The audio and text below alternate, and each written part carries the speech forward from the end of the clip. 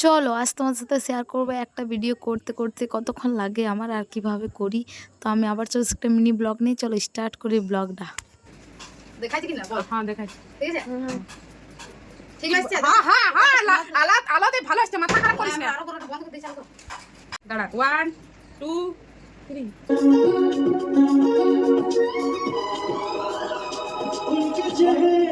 আমার বন্ধ করে দেখি কখন বন্ধ দিতে হবে। রেডি?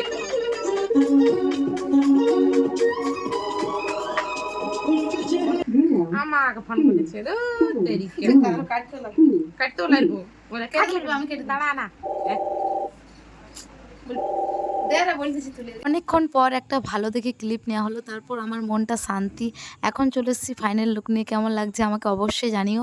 আর তোমরা আমার একটা রিলসে খুবই ভালোবাসা দিয়েছো, সবাইকে অনেক অনেক থ্যাংক ইউ, মন থেকে ভালোবাসা। কারণ কেউ যদি আমাকে একটা কমেন্ট করো সেটাও আমার কাছে খুবই স্পেশাল, খুবই দামি, খুবই মানে ভালো লাগে যে হ্যাঁ আমাকে কেউ কমেন্ট করেছে। এখন করছি রিলস শ্যুট আস্তে আস্তে। ভিডিও করা কিন্তু মুখের কথা না, খুবই কষ্ট হয় ভিডিও বানাতে গেলে। তারপর আশেপাশে লোকের কথাবার্তা সেটা তো বাদই দিলাম।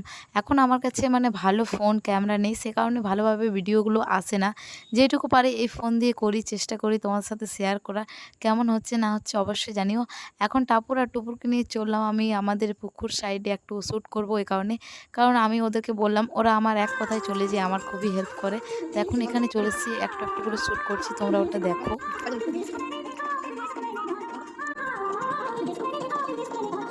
এইরকম টাইপের প্রথমবার আমি ভিডিও বানাচ্ছি যে একটু একটু করে ক্লিপ নেওয়ার, এরকম ভিডিও বানার আমার খুবই শখ।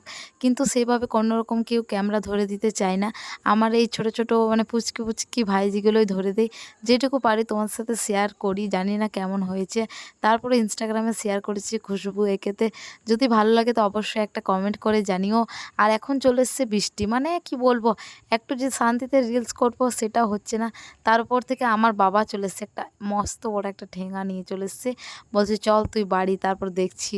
তারপরে লাস্টের ক্লিপটা নেওয়া বাকি ছিল। এখন চলে এসছে ঝরঝরে বৃষ্টি, মানে কি বলবো, এই বৃষ্টিটা এই টাইমে আসতে পেলো। আমি ওদেরকে বলছি দেখ বাড়ি চল বাড়ি চল, ওরা বলছে না একটু দাঁড়িয়ে যাও, যদি বিদ্যুৎ চমকায় আমি ওকে তো মানে বাড়ি যেতে হবে, কারণ গাছের তলায় বিদ্যুৎ চমকালে দাঁড়াতে না। আর তোমরা এই ভুল কাজটা করো না। তারপরে এসেছিলো গুন্ডা, ছাতা নিয়ে চলে এসছে, ওই দেখো ও বসে আছে। ও একটা বড় ছাতা এনেছিল, সে কারণে আমরা তিনজনে বেঁচে গেছি। তারপর আবার একটা ছোট্ট ক্লিপ নিলাম। এখন চলে এসছে আমার বাবা, বললামই তো। এখন যাচ্ছি বাড়ি। আর রাস্তার অবস্থা দেখো, মানে এত বাজে অবস্থা কি বলবো। আগে আমরা পুকুর আসতাম, তখন সত্যি খুবই মজা করতাম আস্তে আস্তে। আর এখন কেউ আসে না, সে কারণে একটু জঙ্গল হয়ে গেছে। আর আমরা যেন দাঁড়িয়েছিলাম তিনজনে একা একা। তার আমি টাপুর টুপুর তো আর গুন্ডা এসেছিল। তো ও যেন একটা মানে কুকুরের মতন আওয়াজ করছিল, আমরা এত ভয় খেয়ে গেছি। দিনের বেলায় ভাবছি ভূত চলে এসছে, আমি তো একটা পাথর উঠাইছি যে ভূত চলে এসছে, ভূতটাকে মারবো। এখন যাচ্ছি বাড়ি। ভিডিওটা এই পর্যন্ত কেমন লাগছে জানিও। হরে কৃষ্ণ। আর যদি এরকম ভিডিও ভালো লাগে তো অবশ্যই কমেন্ট করে জানিও।